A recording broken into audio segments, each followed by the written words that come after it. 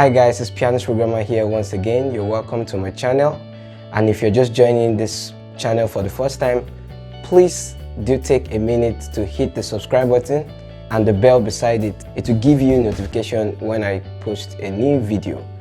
Today we're looking at something very important to instrumentalists, to musicians, to music producers, to songwriters, to music students, and to music people in general.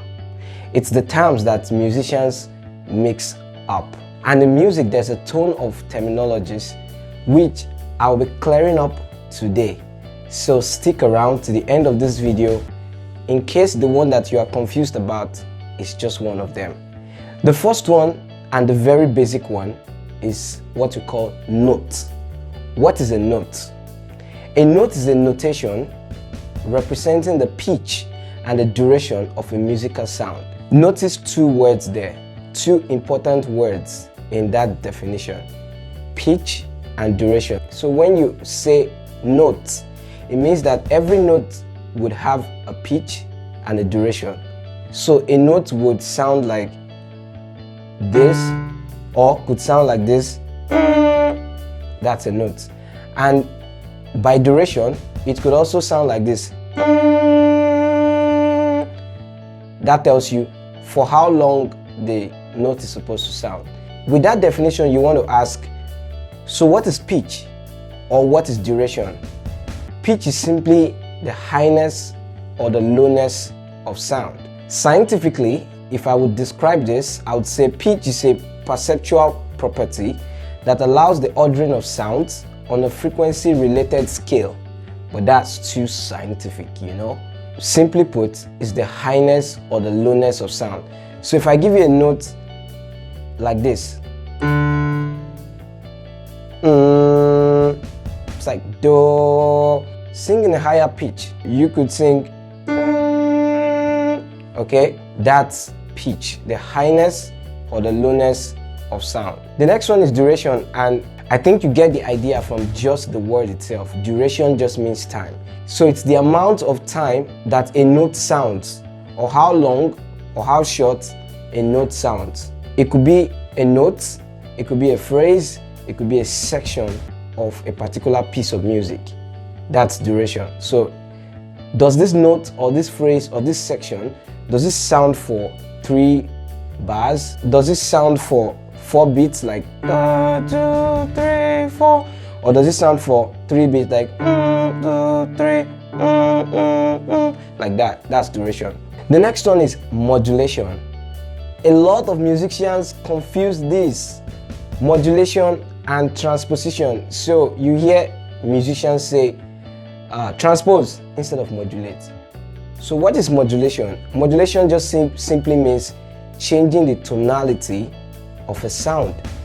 It's the process of either moving a collection of notes in pitch, I'm talking about pitch-wise now, up and down by a constant interval. If I was playing this,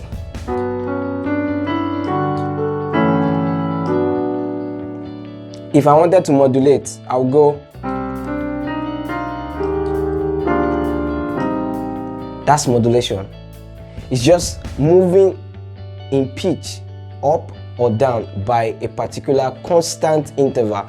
The constant interval could be a semitone, it could be a tone. It depends on how you know semitones and tones. Some people know it as half step or whole step. Just take that into consideration. Obviously, the next one is transpose. I said it before that a lot of people confuse modulation and transposition. So what is transposition? It's just simply playing or writing music in a way that makes it sound higher or lower, either by playing the music in a different key or playing up and down an octave without changing the key. That's transpose. Let's say I was playing on this key and I'm doing something like this. If I wanted to transpose an octave down, I would do something like this. That's transposition. Without changing the key, but going an octave in the arrangement, either down or up. That's transposition. Another terminology is BPM. In your DAWs, which I'll be talking about later, you often see this. BPM just simply means beats per minute. And 80 beats per minute has a particular time and rhythm it follows, while something 90, 100, 120 will be faster than an 80, so it's just beats per minute. The next one is compression. This is particular to music producers. Compression has the ability both to reduce parts and to raise the noise floor depending on how the parameters are set. Sound waves are dynamic. It's not static. You can't just have the same level of sound across board as you talk, as you record, as you sing. So you need a compressor to, without reducing the dynamism of that sound, be able to fit that sound into something very nice that sits such that all the low sides of the sound can still be heard and all the high sounds which are too high can be reduced. So everything just sits in the mix. Now DAW, which means digital audio workstation. You often hear people say DAW and probably you don't even know what it is. It just simply means where you can record or where you can edit, where you can arrange, where you can mix your songs, your creativity, and what have you. You have GarageBand, like I always talk about on Mac OS, and the Logic Pro. You have a lot of them on Windows as well. I think you have Cubase and you have Fruity Loop and so on and so forth. Another very basic definition is melody. A lot of people confuse melody with notes. Yeah. So what's melody?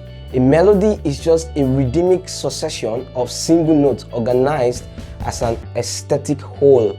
That's like a lot of definition. Scratch that. What's melody? Melody is just single notes like this. That's not melody. That is not melody. Okay, this is melody. Do you get the difference? I played this. That's not melody. Melody is just that single note. So if I want to sing I love Jesus, it's I love Jesus, that's the melody line of that song. I love Jesus, is my friend, is my friend. That's the melody of the song. The better part of this melody is called harmony. And harmony is a combination of simultaneous music notes in a chord. I'll say that again. A combination of simultaneous music notes in a chord. So, I love Jesus will be I love Jesus, I love Jesus. That's harmony. So instead of one note, you have combination of notes to make a chord. That's harmony. And then what is a chord? A chord is just simply 3 or more musical notes sounded simultaneously. That's very, very simple. Obviously, yeah. That's very, very simple. The next one that people confuse, these parts like treble, alto, tenor, bass.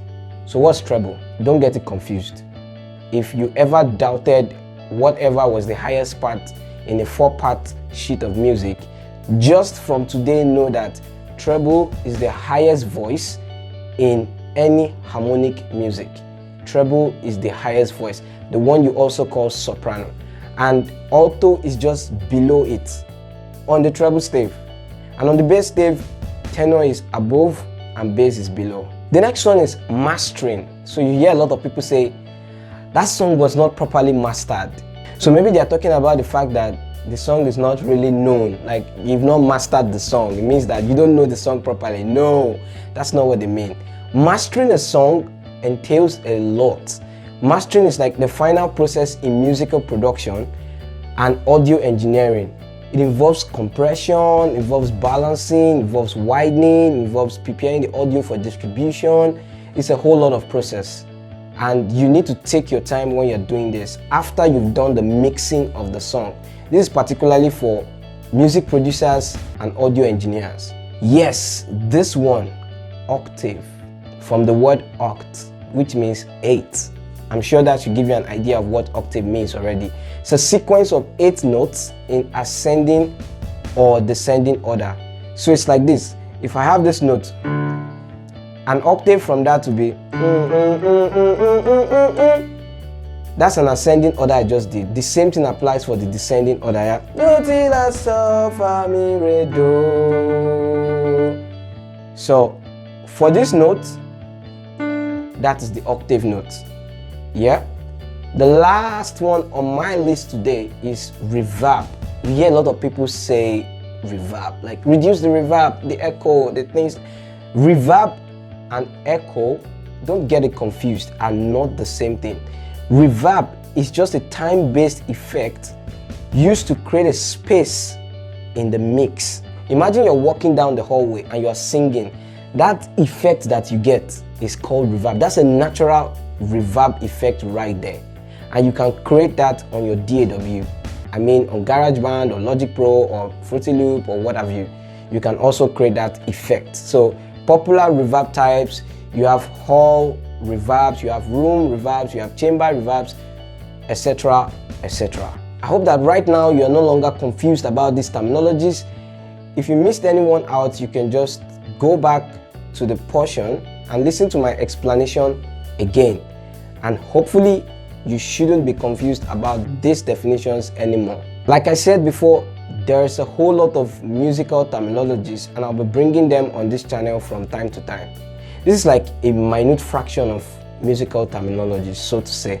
So I'll be bringing them constantly and I'll also be reminding you of the ones that we've said before. Until next time when I'll be bringing you stuff like this, always, as usual, keep learning. Hey, hold up, where do you think you're going? Where are you going? Where are you going? Have you clicked the subscribe button? I told you to click it from the beginning of the video. Have you clicked it? Okay, look at it right there. Just click it right now. Click the subscribe button. And also the bell. Yeah, also the bell. Click the bell as well. Thank you. Now you can go. Alright, see you next week, guys.